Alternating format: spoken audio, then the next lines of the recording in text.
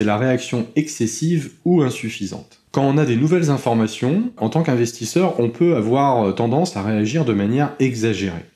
Et c'est ça qui va en fait entraîner des mouvements de prix amplifiés.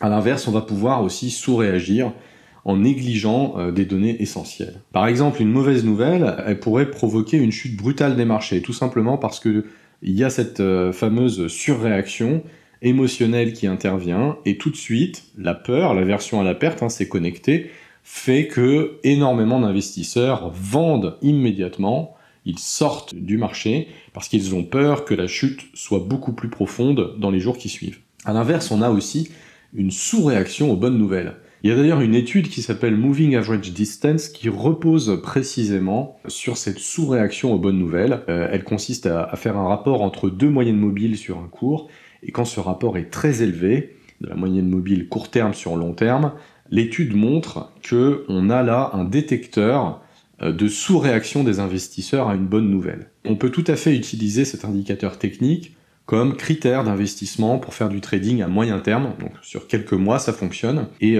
cette technique, c'est une application directe de ce biais cognitif de la sous-réaction à la bonne nouvelle, puisque en gros elle montre que lorsque la nouvelle tombe, les investisseurs commencent à investir sur l'action trop peu par rapport au potentiel réel, et ça se confirme dans le temps. Quelques mois plus tard, l'étude se base sur des périodes de 6 mois à 9 mois, eh bien on voit que pour toutes celles qui avaient cet indicateur de valeur élevée, le cours fait une surperformance par rapport aux indices dans cette période de 6 à 9 mois. Ce qui montre qu'avec le temps, le marché réalise le gain réel qui est lié en fait à l'annonce qui était tombée auparavant. Donc si on veut résumer, on a un biais cognitif qui nous fait surréagir sur les mauvaises nouvelles et sous-réagir sur les bonnes nouvelles.